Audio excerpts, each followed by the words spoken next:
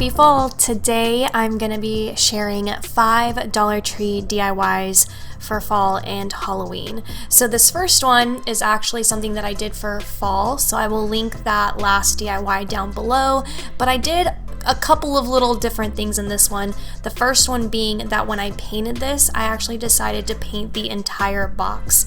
So this is just a piece of decor from Dollar Tree that was $1 single, and if you watched the last one for fall, you know that I just painted the top of the box and left the plaid on the sides alone, but I decided because this was a Halloween version, I wanted to black out the entire box.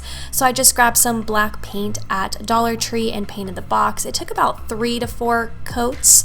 Also, be very careful if you really want for your DIY to last a lot longer.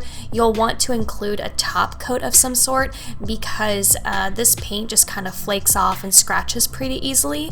So just throwing that out there, even with the 3 to 4 coats that I ended up doing.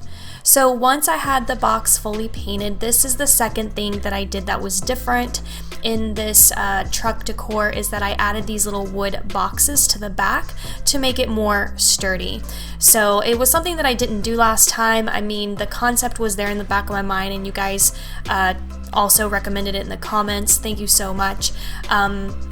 But this time I made sure to find my little wood blocks so that it could hold this piece of decor up a lot better, and that's basically it. I just took some hot glue and stacked up these little boxes. I did 3 for each side of the truck. I figured that was good enough. It felt pretty sturdy, and that's it. I just end up stacking these little boxes and then securing the wood truck sign from Dollar Tree to the little stack of blocks.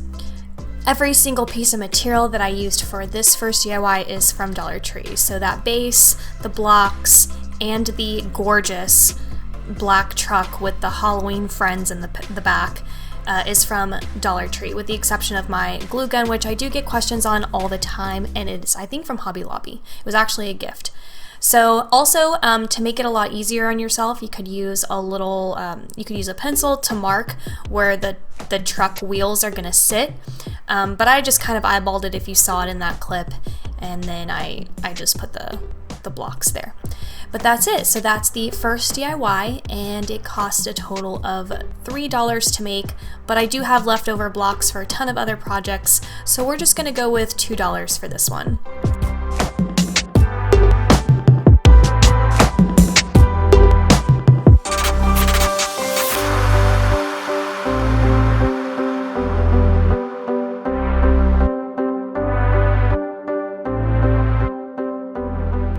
So our first DIY was Halloween based. Now let's jump into fall. So I've actually always wanted to do this DIY, and this is the first time I'm kind of getting around to doing it. There's something about apples, you guys, that just screams fall for me. I'm obsessed.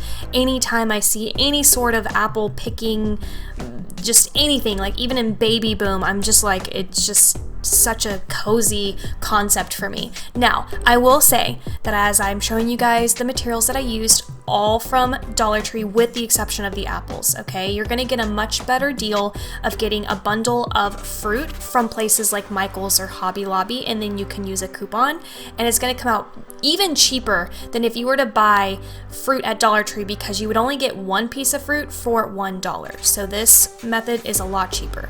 The other thing I'm gonna say is, yes, the galvanized pail, which is from Dollar Tree, the check ribbon is from Dollar Tree, and the little chalk sign thing is also from Dollar Tree. However, I'm sure a lot of you are gonna mention in the comments that I'm doing fruit, but the pot says flowers and garden. I actually personally do not mind. But you can definitely paint the pot if you want. Maybe do like a chalk paint, white, give it a really rustic farmhouse look. But this is what I had on hand, and I actually really liked the look of it, and this is just how I rolled with it. I try not to overcomplicate my DIYs or else I'm just not personally going to enjoy it myself. So there's that. Then I'm writing on the sign, I wrote apples for 5 cents. And because I had the apples propped up, I didn't want the sign to kind of like slip through the cracks. So I just added a little bit of hot glue and glued it to the back of the pail.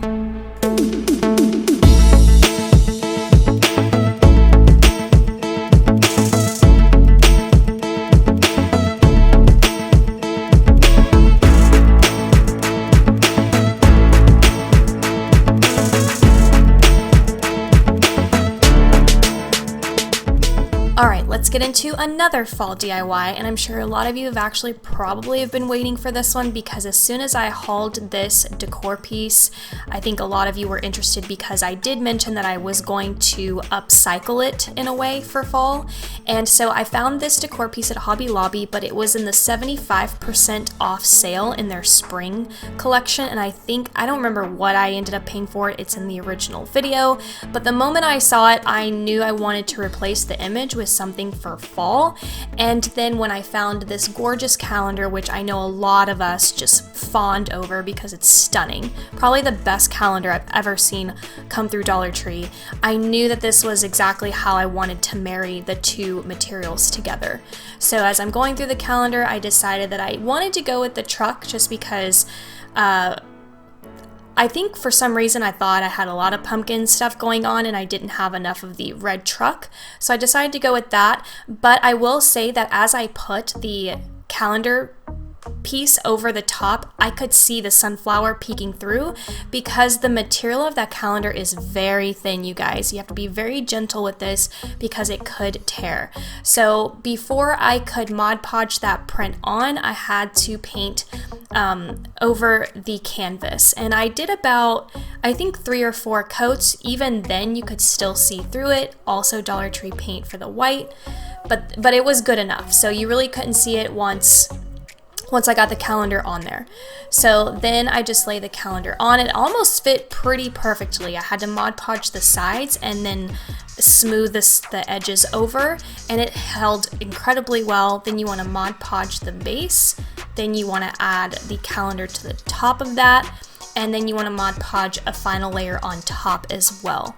I will say that it wasn't completely perfect. You could definitely see the bubbles and the lines, and I don't actually mind. I feel like it just kind of gives it that rustic quality, and I think that for the price, I think that this DIY turned out beautiful, and it was exactly how I wanted it to look. You guys are going to see another quick before and after, but I definitely love the truck on this piece way more than the sunflowers. And the galvanized back trim, the wood trim of this wall decor from Hobby Lobby is just so gorgeous. And yeah, so always check their 90% off sale. Even if it's not something that you love as a whole, you could definitely upcycle it.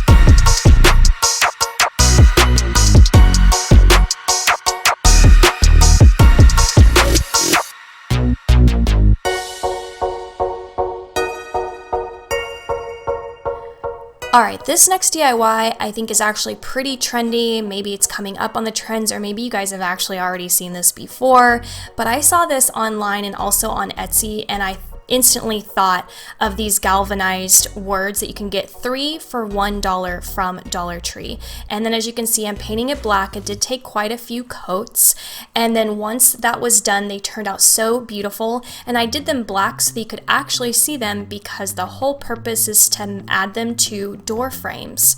It just gives it that like a little charm, or almost like you're giving a little tattoo to each of your doors. And I thought it was a really cool concept. I'd never seen decor like this before, and I thought it was actually really cool. So you can see how I'm lining up Beware and Spooky here, and it's just so incredibly cute. And I only spent $1 for all 3 of those words. I'm not including the paint and things like that into the prices just because there's leftover paint. You can spread it across multiple projects. And then here's Haunted above my patio door, and you can see I even added like my spider webbings. Thought it was really cute. Love this DIY. I hope you guys do too. Comment down below and let me know what you think. And now let's get into the final one. I don't know that I would actually call this a DIY per se, but this is something more like giving a piece of decor a makeover. But in this instance, it's just kind of temporary. But this is exactly why, you guys, I love wreaths, and why I love boxwood wreaths as well. They're gorgeous, and any time that you updo them for a holiday, It just looks so amazing. I did it for my butler's pantry door, I did it for my entryway with the pumpkins, and I'm gonna do it again here with the one that's above my stove in the kitchen. Like I said, it's temporary, so when the holiday's over, I can just simply remove the piece of decor, store it away, and then do it again next year, or even change it up. It's just so interchangeable and universal. I'm obsessed with this. So again, I didn't really do anything other than secure it with some string to the wreath, and that was it. Boxwood wreaths are pretty full and pretty sturdy, so it holds the sign actually incredibly well. And even you may not even need to add some string if you didn't want to. If you just kind of work your way and nestle it in between the top and bottom, it could actually hold pretty well from a temporary perspective, right? Long term, if you wanted it to be a permanent fixture, I would use like glues and ties and all of those things. And that's it for my DIYs. I hope that you guys enjoyed. Please give this video a thumbs up, and I'll see you guys for the next one.